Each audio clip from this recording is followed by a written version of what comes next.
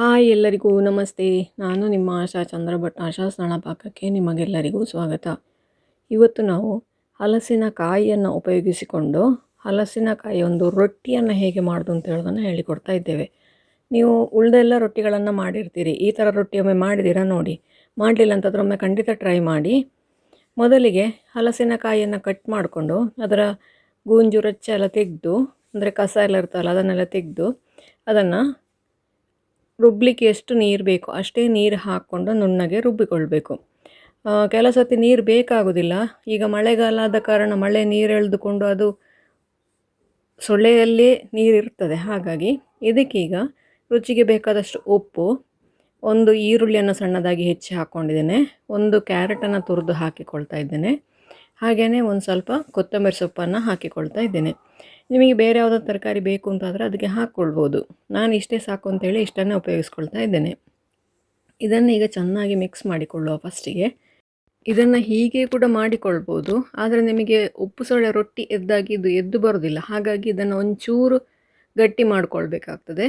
ಇದಕ್ಕೀಗ ಒಂದು 3 ಟೇಬಲ್ ಸ್ಪೂನಷ್ಟು ಅಕ್ಕಿ ಹುಡಿಯನ್ನು ಸೇರಿಸ್ಕೊಳ್ತಾ ಇದ್ದೇನೆ. ಅಕ್ಕಿ ಬೇಡ ಅಂತ ಹೇಳುವವರು ಜೋಳ, ರಾಗಿ ಅಂತ ಬೇಕಾದರೂ ಸೇರಿಸ್ಕೊಳ್ಬೋದು. ನಾನಿಲ್ಲಿ ಅಕ್ಕಿಯನ್ನು ಹಾಕಿಕೊಳ್ತಾ ಇದ್ದೇನೆ. ಇದನ್ನೀಗ ಚೆನ್ನಾಗಿ ಮಿಕ್ಸ್ ಮಾಡಿಕೊಳ್ಳುವ. ಕರೆಕ್ಟಾಗಿ ಅದು ರೊಟ್ಟಿ ತಟ್ಟಿ ಬಾಳೆ ಎಲೆಯಲ್ಲಿ ತಟ್ಟಲಿಕ್ಕೆ ಬರಬೇಕದು. ಅಕ್ಕಿ ಹುಡಿ ಹಾಕದೆ ಕೂಡ ನೀವು ನೀರು ಹಾಕದೆ ಕಡಿದ್ರೆ ಹಾಗೇ ತಟ್ಟಲಿಕ್ಕೆ ಬರ್ತದೆ. ನಾನೊಂಚೂರು ನೀರು ಸೇರಿಸ್ತೆ, ಅದೊಂಚೂರು ಸ್ವಲ್ಪ ಜಾಸ್ತಿ ಆಯಿತು. ಹಾಗಾಗಿ ನಾನು ಹೇಳ್ತಾ ಇರೋದು. ಇದಕ್ಕೆ ಒಂದು 2 ಟೇಬಲ್ ಸ್ಪೂನು 3 ಟೇಬಲ್ ಸ್ಪೂನಷ್ಟು ಅಕ್ಕಿ ಹುಡಿ ಹಾಕ್ಕೊಂಡು ನೋಡಿ, ಈ ಹದಕ್ಕಿದ್ರೆ ಸಾಕು. ಈಗ ಒಂದು ಬಾಳೆ ತಗೊಂಡು ಅದಕ್ಕೆ ಒಂದು ಸೌಟಿನಷ್ಟು ಹಿಟ್ಟು ಹಾಕ್ಕೊಂಡು ಕೈಯಲ್ಲೇ ಅದನ್ನು ತೆಳ್ಳಗೆ ಮಾಡಿ ತಟ್ಟಿಕೊಳ್ಬೋದು. ಕೈಗೆ ಎಣ್ಣೆ ಬೇಕಾದರೆ ಪಸೆ ಮಾಡಿಕೊಳ್ಬೋದು, ಇಲ್ಲ ಒಂಚೂರು ನೀರನ್ನ ಪಸೆ ಮಾಡಿಕೊಂಡ್ರೂ ಕೂಡ ಕೈಗೆ ಒಂಚೂರು ಕೂಡ ಹಿಡಿಯೋದಿಲ್ಲ.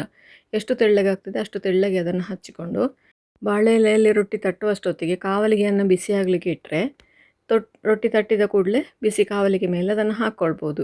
ನಾನು ಮೇಲಿಂದ ಒಂದು ಬಾಳೆ ಎಲೆಯನ್ನು ಮುಚ್ಚಿ ಹಾಕಿಕೊಳ್ತಾ ಇದ್ದೇನೆ. ಯಾಕೆ ಅಂದರೆ ನನಗೆ ಬಾಳೆ ಎಲೆ ಸ್ಮೆಲ್ ತುಂಬ ಇಷ್ಟ ಆಗ್ತದೆ. ಬಾಳೆ ಎಲೆ ಇಲ್ಲ ಅಂತ ಹೇಳುವವರು ಬಟರ್ ಪೇಪರ್ನಲ್ಲಿ ಕೂಡ ಇದನ್ನು ಮಾಡಿಕೊಳ್ಬೋದು. ಆಮೇಲೆ ತವಕ್ಕೆ ಕಾವಲಿಗೆಗೆ ನಾನ್ ಸ್ಟಿಕ್ ತವ ಆದರೆ ಏನು ಸಮಸ್ಯೆ ಆಗೋದಿಲ್ಲ. ಕಾವಲಿಗೆಗೆ ಅಂತ ಹೇಳುವಾಗ ಅದು ಅದಕ್ಕೆ ಅಂಟಿಕೊಂಡ್ರೆ ತೆಗಿಲಿಕ್ಕೆ ಕಷ್ಟ ಆಗ್ತದಲ್ಲ, ಅದಕ್ಕೋಸ್ಕರ 2 ಬಾಳೆ ಎಲೆಯನ್ನು ಇಟ್ಟು ನಾನು ಹಾಕ್ತಾ ಇದ್ದೇನೆ. ನಿಮಗಿದು ಬಾಳೆ ಎಲೆ ಅವೈಲೇಬಲ್ ಇಲ್ಲ ಅಂತೇಳಿ ಆದರೆ ಡೈರೆಕ್ಟ್ ಬಟರ್ ಪೇಪರಲ್ಲಿ ತಟ್ಟಿಕೊಂಡು ಅದನ್ನು ಹಾಗೆಯೇ ತವದ ಮೇಲೆ ಬೇಯಿಸ್ಕೊಳ್ಬೋದು. ಮೇಲಿಂದ ತುಪ್ಪ ಅಥವಾ ಎಣ್ಣೆ ನಿಮಗೆ ಎಂತ ಬೇಕೋ ಅದನ್ನು ಹಾಕ್ಕೊಂಡು ಇನ್ನೊಂದು ಕಡೆಯನ್ನು ಕೂಡ ಚೆನ್ನಾಗಿ ಬೇಯಿಸ್ಕೊಂಡ್ರೆ ನಮ್ಮ ರುಚಿಯಾದ ಹಲಸಿನಕಾಯಿಯ ರೊಟ್ಟಿ ರೆಡಿ ಆಗ್ತದೆ. ಇದೀಗ ಹಲಸಿನಕಾಯಿ ಸೀಸನ್ ನಡೀತಾ ಉಂಟು, ಹಾಗಾಗಿ ಒಮ್ಮೆ ಖಂಡಿತ ಇದನ್ನು ಟ್ರೈ ಮಾಡಿ ನೋಡಿ. ಈಗ ನಿಮಗೆ ಎಲ್ಲಿ ಬೇಕಂದ್ರಲ್ಲಿ ಹಲಸಿನಕಾಯಿ ಸಿಗ್ತದೆ. ಇದಕ್ಕೆ ಮೇಲಿಂದ ಒಂಚೂರು ಬೆಣ್ಣೆ ಅಥವಾ ತುಪ್ಪ ಇದ್ದರೆ ಸಾಕಾಗ್ತದೆ, ಬೇರೆ ಎಂಥ ಇದಕ್ಕೆ ಸೈಡ್ ಡಿಶ್ ಕೂಡ ಬೇಕಾಗೋದಿಲ್ಲ, ಅಷ್ಟು ರುಚಿಯಾಗಿರ್ತದೆ.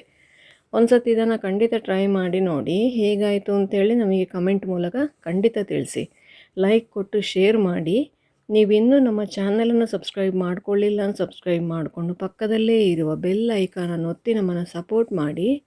ಮುಂದಿನ ವಿಡಿಯೋದಲ್ಲಿ ಇನ್ನೊಂದು ಹೊಸ ಅಡಿಗೆಯೊಂದಿಗೆ, ಇನ್ನೊಂದು ಹೊಸ ರೆಸಿಪಿಯೊಂದಿಗೆ ಪುನಃ ನಿಮ್ಮನ್ನು ಭೇಟಿಯಾಗ್ತೇನೆ. ಧನ್ಯವಾದಗಳು.